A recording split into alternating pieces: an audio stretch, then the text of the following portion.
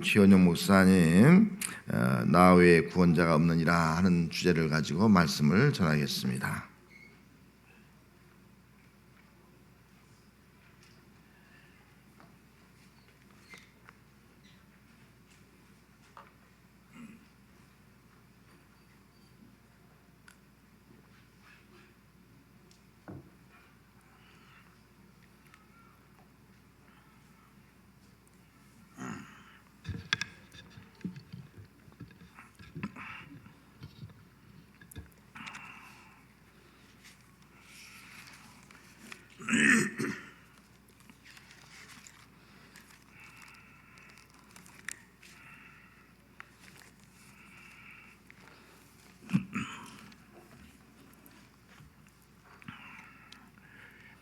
어느 탈북자가 남한에 와서 오랫동안 지내면서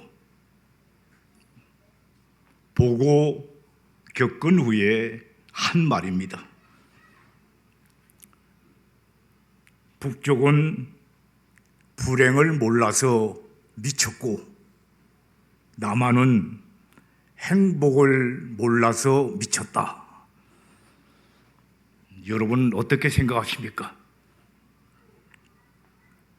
이 탈북자가 아주 구사일생으로 우리 남한에 와서 오랫동안 생활하면서 저 북쪽 사람들은 불행을 몰라서 미쳤고 남쪽에 와보니 행복을 몰라서 미쳤더라.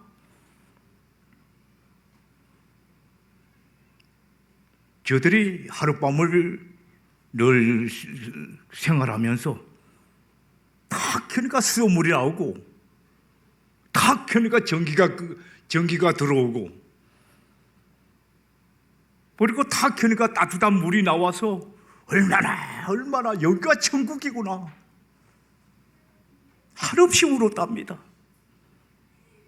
이 자유의 대한민국 너무너무 우리나라 좋은 나라구나.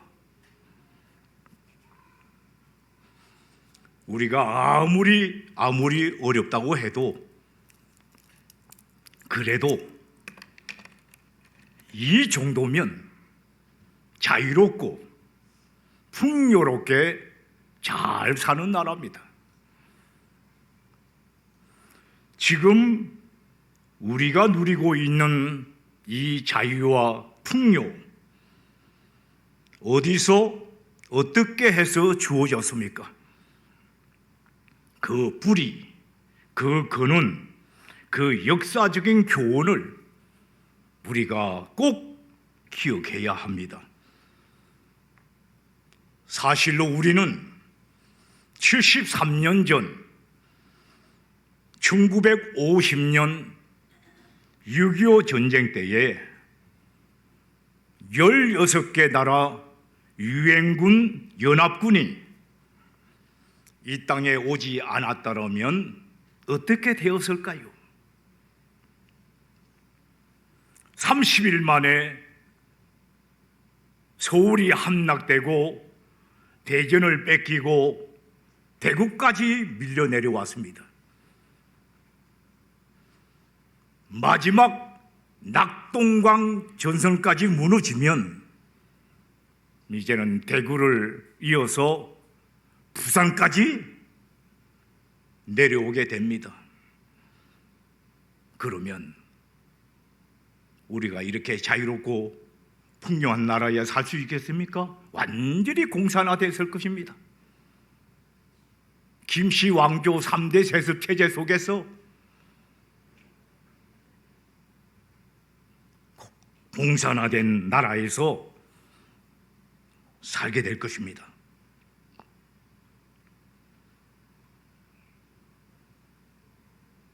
풍전등화와 같은 가물가물한 그때에 절제절명의 위기의 순간에 하나님께서 16개 유엔군 연합군의 파병으로 우리가 구원을 받았는데 그 유엔이 그 16개 나라 연합군이 어떻게 해서 이 땅에 오게 되었습니까?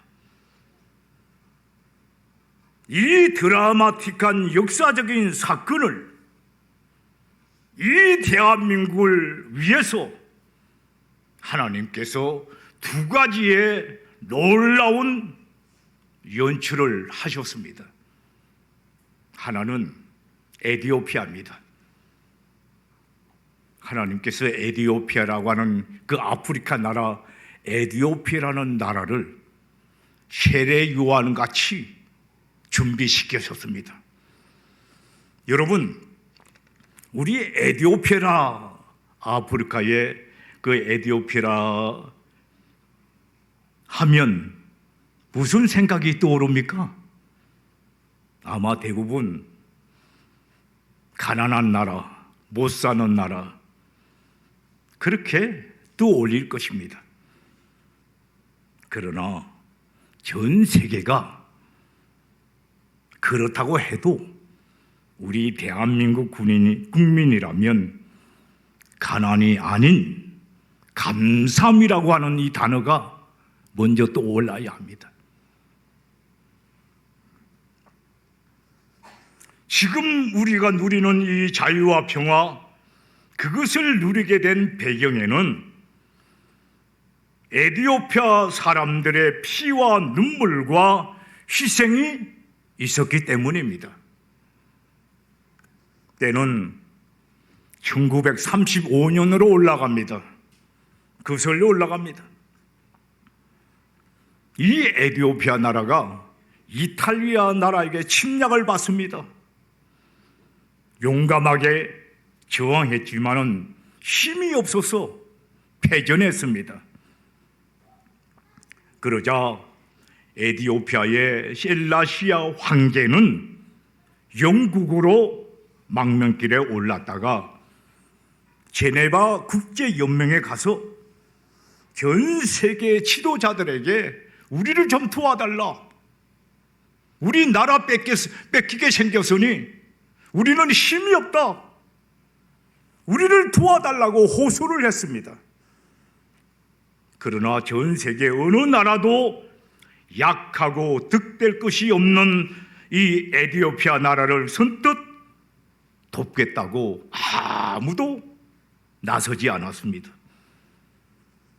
그 어떤 나라에서도 작은 도움조차 기대할 수가 없게 되니까 이 셀라시아 황제는 에티오피아의 젊은이들을 모아서 강하게 훈련을 시켰습니다.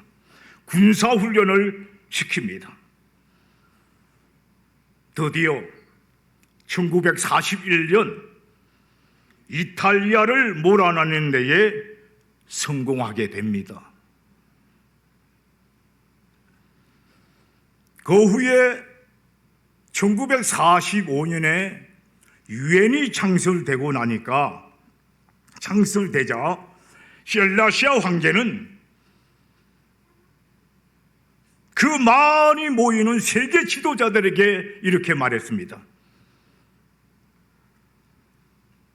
유엔에서 이렇게 말했습니다. 우리가 힘들 때 아무도 우리를 도와주지 않았지만 우리는 결코 원망하지 않는다.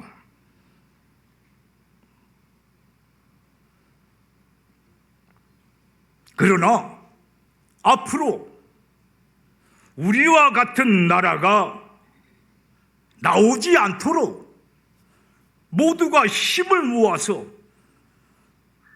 약한 나라를 도와주자. 집단 안보를 강하게 주장을 했습니다. 유엔은 셀라시 황제의 의견을 그대로 받아들입니다. 이 집단 안보는 세계 평화를 향한 진보적 한 걸음을 뛰게 한 위대한 결과를 탄생시킨 것입니다. 그 후에 첫 번째로 발발한 전쟁이 바로 우리나라 6.25 전쟁입니다. 이 한국전쟁, 6.25 전쟁이 일어났습니다. 한국전쟁이 발발하니까 셀라시아 황제는 집단 안보를 주장하면서 유엔에 저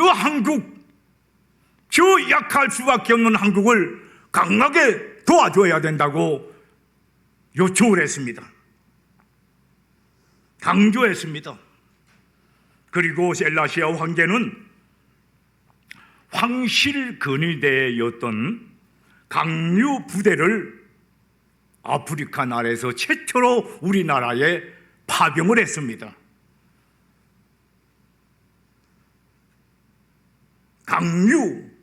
강류 부대라고 이름을 지었는데 이 강류라고 하는 말은 두 가지 뜻이 있습니다. 하나는 혼돈 질서를 확립해라. 하나는 초전 박살. 그러니까 너희들 한반도 땅에 가서 한반도 땅에서 아주 그냥 침략군을 격파시키고 혼돈 질서를 확립하고 초전 박살하고 그리고 돌아오라.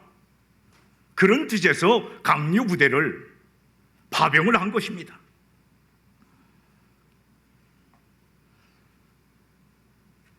강류 부대는 16개 참전 군인 가운데서 가장 장렬하게 싸웠습니다. 5번에 걸쳐서 6,037명이 참전하였고 122명의 전사자와 536명의 부상자를 냈지만 단 한 명도 포로가 된 병사는 아무도 없습니다. 한 명의 포로도 없었다고 합니다. 그 이유는 강류 부대라고 하는 그 명칭대로 죽이든지 죽든지 살든지 죽든지 둘 중 하나만 선택했기 때문입니다. 그래서 우리 한국 역사 전쟁사에 보면 강류 부대 에피아 군대가 가는 곳곳마다 253번의 전투가 일어났지만 전투에서 253번의 승리를 거두게 됩니다. 이 에티오피아 절대로 잊어서는 안 됩니다. 또 하나 드라마틱한 미스터리가 하나 있습니다. 자, 뉴욕에서 한국 전쟁을 위한 안전보장 이사회가 열렸습니다.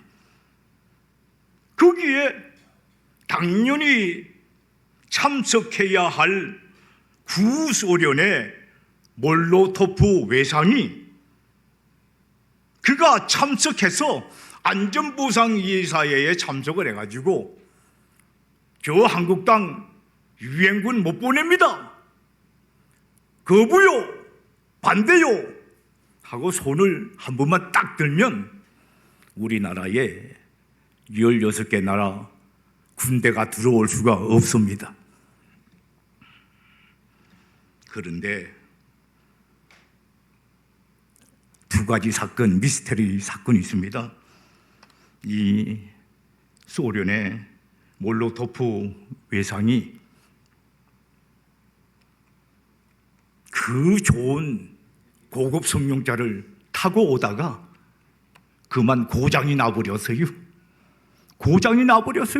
왜 하필 그 고급 승용차가 고장이 납니까? 또 하나, 보나마나 내가 참석하지 않아도 참석하지 않아도 저 한국 땅에 유엔군을 파송하지 않을 것이다. 보나마나 거부될 것이다. 그의 생각과 마음을 그때에 싹 바꿔주셨습니다. 그래서 우리나라의 기적같이 16개 나라 안전보장 이사회에 결의가 돼가지고 16개 나라 전투병 보냈고, 그리고 의료지원국, 제가 유인물에는 5개국이라고 있습니다. 여기 하나가 독일이 포함됩니다. 독일까지 해서 6개 나라, 16개 나라, 의료지원국 6개 나라, 22개국이 우리나라에 파병이 된 것입니다. 기가 막힌 비밀 아닙니까? 역사에 한 번도 없는 일입니다. 그래서 오늘 우리가 이 자리에 앉아 있는 것입니다.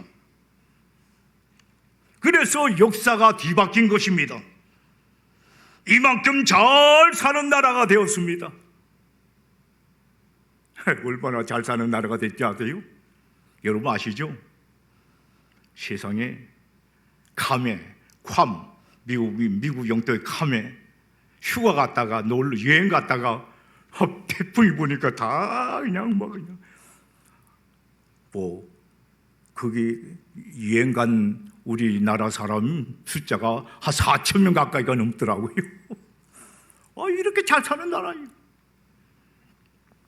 이만큼 잘 사는 나라, 이 자유와 풍요함이 73년 전 일어난 이 6.25, 분명한 하나님의 섭리가 있었습니다. 하나님의 기막힌, 하나님이 부어서 우리나라 만세, 애국가에 나타난 것처럼 하나님이 부어서 우리나라 만세. 이 자유와 풍요함이 6.25 전쟁을 통해서 하나님의 깊은 섭리가 있었다는 사실을 우리는 분명히 알아야 합니다. 여러분, 6월 달에 서울 가시면, 인천이라도 한번 가시면, 또 부산이라도 한번 가시면, 6월 달에 못 가시는 분은 할 수 없지만은 가게 되면 인천 6월 달에 호국의 달에 누구를 좀 찾아봐야 될까요? 인천, 그 유명한 인천 상륙작전의 영웅 메가드. 그 정도는 한번 찾아가 보셔야지. 저는 메가드 동상을 다 볼 때마다 마음의 감동이 많습니다. 그리고 깊은 감사함이 있습니다. 그 메가드 동상 다 보면서 그 밑에 서두에는 이 글귀가 쓰여져 있습니다. Freedom is not free. 무슨 말입니까? 자유는 공짜가 아니다. 생각을 많이 했습니다. 자유가 공짜가 아니다. 결국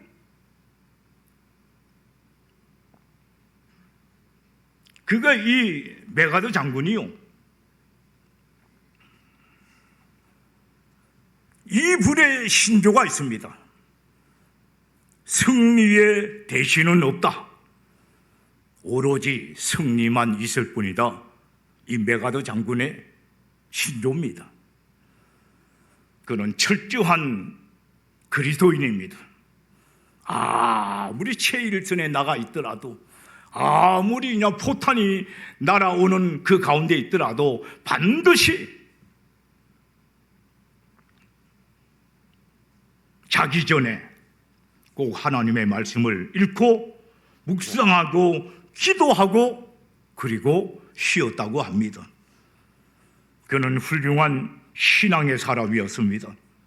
그 메가드 장군이 1945년 8월 15일 날 우리가 해방됐지 않습니까?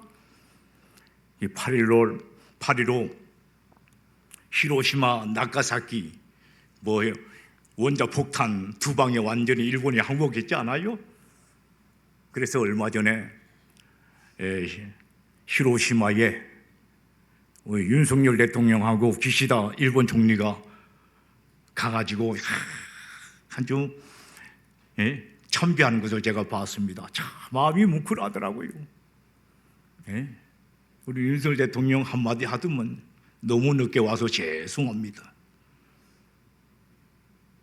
수십 년이 흘렀는데. 자, 이 일본의 항복을 받고 나서 메가더 장군이 일본의 도쿄, 일본 동경에 오게 됩니다. 그런데 놀랍게도 수많은 동경 시민들이 구름대같이 몰려와서 메가더 장군을 대환영했습니다. 여러분, 메가더는 미국 사람이고 일본에서 보면은 적장여 원수입니다. 그런데 수많은 일본 국민들이 나와서 대환영을 했다는 거, 대환영을 했지 않습니까? 역사에 이런 일은 없습니다. 적지에 들어가서 패전한 국민들로부터 역사에 없는, 유례 없는 대환영을 받았습니다. 그로부터 4년 후, 그 얼마 뒤에 1950년 6.25 한국전쟁이 일어나서 메가더 장군이 그 한국전쟁에 참여하게 됩니다. 그때 그는 하나님 앞에 이런 기도를 남겼습니다. 하나님, 또 하나의 전쟁을 원하지 않습니다. 그러나 저 한반도 땅에 하나님의 의를 전할 수 있다면 저를 사용해 주십시오. 제가 기꺼이 주님의 도구로 사용되겠습니다. 그래서 우리 한국 전쟁에 참여하게 됩니다. 저는 평생 성지순례 성지순례도 못 가보고 뭐 세계에 나가본 적도 없습니다만은 저의 집안 식구가 미국에 일찍 들어가서 미국 시민권을 따고 그래서 생활하는 바람에 필라델피아, 미국의 필라델피아 살고 있습니다. 그래서 필라델피아 뭐 가족 다 시민권을 따고 영주권을 따고 우리를 초청해서 가게 됐는데, 여러분도 아시죠? 워싱턴 DC에 가면 여러분 그럴 때는 워싱턴 가면 반드시 한국전쟁 기념관을 찾아보십시오. 한국전쟁 기념관. 얼마 전에 우리 바이든 대통령하고 그죠? 윤석열 대통령 회담하면서 그 전쟁 기념관에서 서로 만나고 대화하고 한담하는 모습을 봤습니다만은, 그 한국 전쟁에 가면, 기념관에 가면 우리나라 미지의 땅에 와가지고 죽은 미국 청년들 5만 명의 이름이 다 기록되어 있습니다. 숙연하더라고요. 이 5만 명에 대한 젊은이들이 이렇게 피를 흘려서 우리가 이렇게 자유를 누리고 있구나.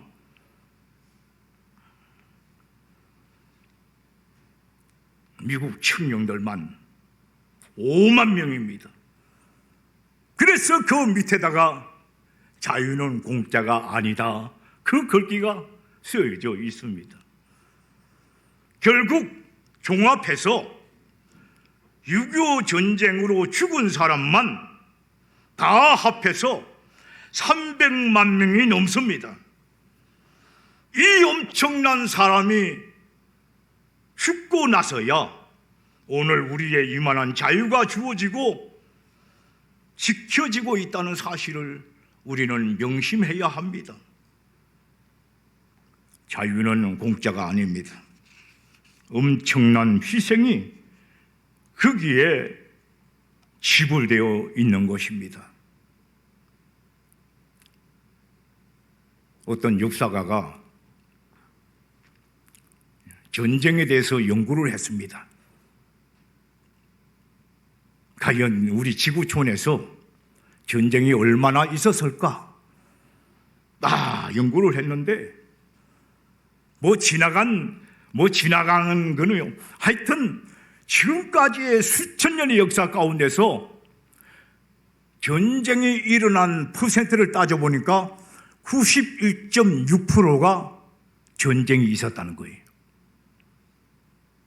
지난 20세기만 해도 전쟁과 혁명으로 죽은 사람이 약 9억 명이나 넘었다고 합니다. 멀리 갈 것도 없고요. 1945년 얼마 안 되잖아요. 네. 78년밖에 안 되죠. 유엔이 창설된 1945년을 기점해서 오늘에 이르기까지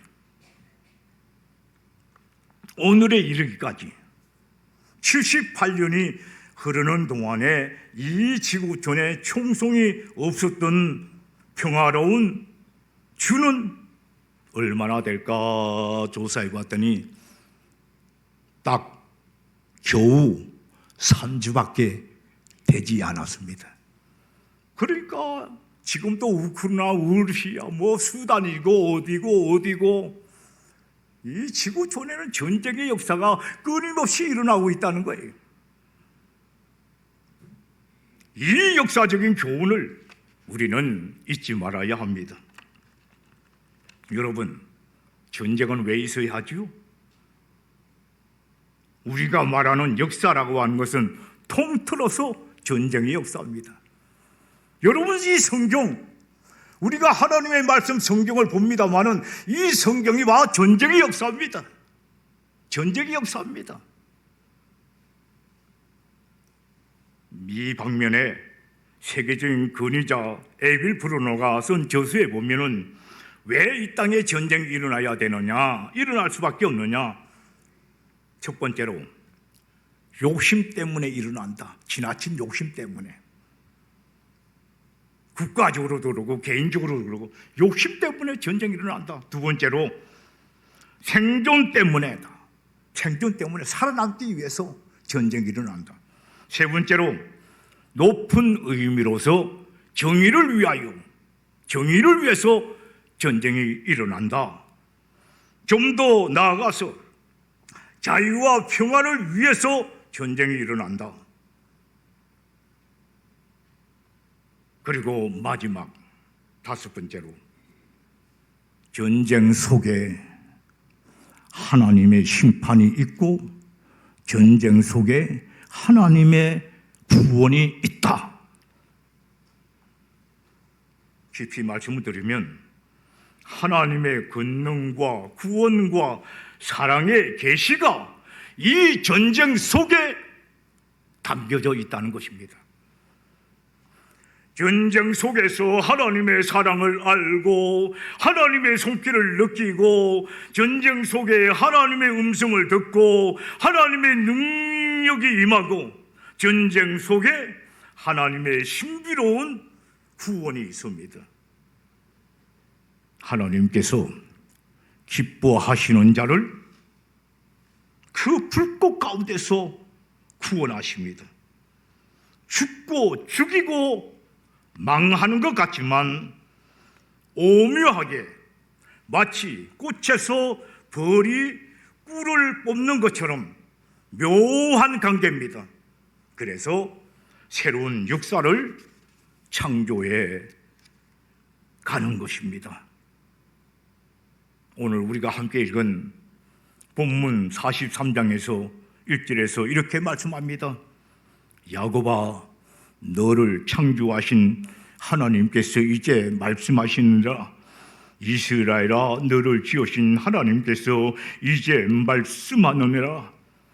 너는 두려워 말라. 내가 너를 구속하였고 내가 너를 지명하여 불렀나니 너는 내 것이라. 여기 말씀 속에 전쟁의 깊은 의미가 담겨져 있습니다. 하나님께서 전쟁을 통하여 구속하십니다. 구속하기 위해서 버리는 것입니다. 구속하기 위해서 버리고 얻는 것입니다. 구속하기 위해서 대가를 치릅니다. 그냥 공짜가 아닙니다. 이 구원을 위해서 엄청난 대가를 치릅니다. 하나님께서 말씀하십니다. 너를 위해서, 이스라엘아, 야곱아, 너를 위해서 많은 민족을 버렸느니라. 너를 위해서 많은 민족을 죽였느니라. 너를 구원하기 위해서 많은 민족을 죽이고 다 버렸느니라. 그리고 말씀합니다. 너를 지명하여 불렀다. 너는 내 것이다. You are mine. 택한 백성이라고 말씀합니다. 그리고 말씀합니다. 나는 여호와라. 나 외에 다른 신이 없느니라. 조용하여 가만히 있을지어다. 하나님됨을 알지어다. 말씀하십니다. 우리를 구속하신 하나님은 창조주 하나님이십니다. 역사의 주가 되십니다. 우리 개인의 인생의 주가 되십니다. 그래서 그는 우리를 구원하시고 택하여 세우십니다. 그런 거로 택한 받은 사람들의 사명이 엄청난 것입니다. 너를 여호와의 정인으로 세우려고 많은 민족을 버렸느니라. 오늘은 노원, 내일은 항구, 모레는 세계로 나의 정인으로 너를 세웠느니라 말씀하고 계시는 것입니다. 이를 위해서 오늘 본문은 계속 말씀합니다. 하나님을 알고 하나님을 알게 하시고 하나님을 믿게 하시고. 주님의 사랑하는 성도 여러분, 결론을 맺겠습니다. 역사의 흐름을 알고 사시기를 바랍니다. 1950년 6월 6.25 그리고 1953년 7월 27일 휴전협정 3년 1개월 1129일간의 전쟁의 역사, 우리 민족뿐만 아니라 우리 민족사뿐만 아니라 세계사를 굽이치게 틀어놓은 국제적인 대환란이었습니다. 한 지역에서, 여러분, 우리 한반도 이 좁은 땅에서 25개 나라가 치고받고 싸운 전쟁이에요. 예? 우리는 지금 21개국이라고 그랬잖아요. 21개국, 그때 당시만 해도 21개국, UN 파병 16개 나라, 그리고 의료지구 5개 나라, 그리고 저쪽에는 미국, 저쪽에는 소련, 모택동, 스탈린, 북한 김일성, 그리고 저쪽에 동조한 북한 공산화되어 있는 나라, 저쪽에는 4개국으로 봅니다. 우리는 21개국입니다. 21대 4가 전쟁이 벌어진 곳이 바로 우리 한반도 땅이에요. 한 지역에서 25개국이 참여한 국제전쟁이자 제1차, 제2차 세계대전에 이어서 가장 큰 피해를 낸 전쟁이 바로 우리 6.25 전쟁입니다. 대한민국의 자유, 민주주의를 지키기 위해서 전투 파병 16개 나라, 의로 지은 나라, 독일까지 포함해서 6개 나라, 그리고 더 알아두어야 할 것입니다. 이거로 끝난 게 아니에요. 우리나라 전투 파병은 안 했지만, 의료 지원은 안 했지만, 물자 지원한 나라가, 물자 지원한 나라가 39개국. 여러분 놀라지도 않네요. 할렐루야. 39개입니다. 그리고 전쟁이 끝나고 나서 전후 복구를 약속한 나라가 6개 나라. 도합에서 계산을 해보니까 전투병, 의료 지원, 물자 지원 나라, 전후 복구 지원 나라 67개국 나라가 우리 대한민국과 함께 했습니다. 그때 당시 유엔에 독립된 나라가 얼마인 줄 아십니까? 유엔에 독립된 나라가 93개국. 그러니까 93개국에서 우리나라를 파병하고 의료 지원 보내고 물자 지원하는 나라가 67개국. 할렐루야입니다. 이거는 어떻게 설명할 수가 없습니다. 이거는 하나님의 은혜가 아니면 생각할 수가 없습니다. 하나님의 은혜입니다. 하나님의 구속적인 역사, 하나님의 뜻이 여기에 있습니다. 지금도 우리 진주문 교회도 선교사를 많이 파송하고 또 저들을 후원하고 기도 많이 하고 계신 줄 압니다. 저는 단독 카톡방에 한 100개국 정도 나가 있는 선교사들하고 소식을 주고받고 같이 기도하고 문자를 주고받습니다만은 들려오는 소식이요. 하여튼 우리 대한민국 선교사들 어디 나라를 갔든지 이겁니다. 세계 숫자적으로 보면 미국이 더 많지만 인구 밀도로 따지면 우리 대한민국이 첫째입니다. 할렐루야. 우리 선교사들이 얼마나 세계를 어디 가든지 대환영입니다. 아주 복음을 아주 능력있게 증거하는 아주 복음을 전하기 좋은 그런 나라, 이 대한민국을 아주 이렇게 손을 우습게 세웁니다. 주님의 사랑하는 성도 여러분, 반세기 넘는 세월이 흘렀지만 38선 남북분단과 정전은 여전히 진행되고 있습니다. 천안함 사건, 무장공비 사건, 강릉의 또 사건, 연평도 포격 사건. 저는 연평도 포격 사건 일어나자마자 일주일 만에 그 연평도 포격 사건 그 뉴스 나와 있는 그 전차에 올라가지고 같이 응사했던 그 전차에 올라갔어요. 제가 가니까 아주 그스름이 아주 그 전차가 아주 이렇게 그스름하게 돼 있더라고요. 거기에 올라서 생각을 많이 했습니다. 그래서 그 연평도 해병부대를 방문해서 입문하고 격려하고 했습니다만은 주님의 사랑하는 성도 여러분, 여전히 전쟁이 끝났지만 아직도 휴전입니다. 정전입니다. 진행되고 있습니다.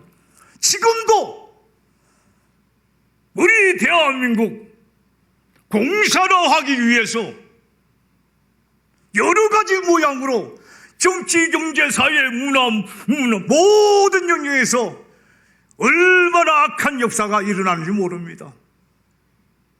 저는 하나님 앞에 기도합니다. 하나님, 정치, 사회, 언론, 교육, 언론, 인터넷 모든 속에서 활동하는 악한 영들을 몰아내 주십시오. 우리 하나님께서 이 나라 민족을 보살펴 주십시오. 여러분, 미안합니다만은 이 정치적인 문제가 아닙니다. 이 나라의 위정자들 위해서 기도 많이 해야 합니다. 윤 대통령 위해서 기도하고요. 정치, 경제, 사회, 문화 지도자를 위해서 기도 많이 하고요. 자, 이 나라의 민족 정말로 하나님이 원하시는 참으로 이루한 나라, 하나님의 정의로운 나라가 되도록 우리는 기도를, 사명을 잘 감당해야 합니다. 신명기 6장 20절에 보면 이것이 무슨 뜻입니까? 내 후손들이 묻거든. 우리 이스라엘 민족은 애굽의 종살이였던 민족이었다. 그런데 하나님께서 하나님의 은혜로 홍해를 건너고 그리고 하나님께서 이 가나안 땅으로 인도해 주셨다. 그래서 우리가 여기 있다. 이렇게 우리가 하나님의 은혜 가운데서 여기까지 왔다. 이 사실을 후손들에게, 자녀들에게 가르쳐 주어라. 이것이 무슨 뜻입니까? 하나님께서 이 민족적인 환난과 시련을 통해서 하나님께서 함께 하셨고 한국뿐 아니라 세계 평화와 순교를 위한 하나님의 깊은 경륜이 있었습니다. 하나님께서 오직 은혜로 복음을 전해주시고 오늘에 이르렀습니다. 오늘 본문은 말씀합니다. 43장 12절 12절에 말씀합니다. 나는 고 여호와라, 나 외에 구원자가 없느니라. 내가 알려주었으며 구원하였으며 보였느니라. 그러므로 너희는 나의 증인이요 나는 하나님이라. 이 민족적인 대환난을 통해서 하나님께서 우리에게 베푸신 그 신비로운 엄청난 기적을 우리가 그 크신 은혜에 응답하고 감사하고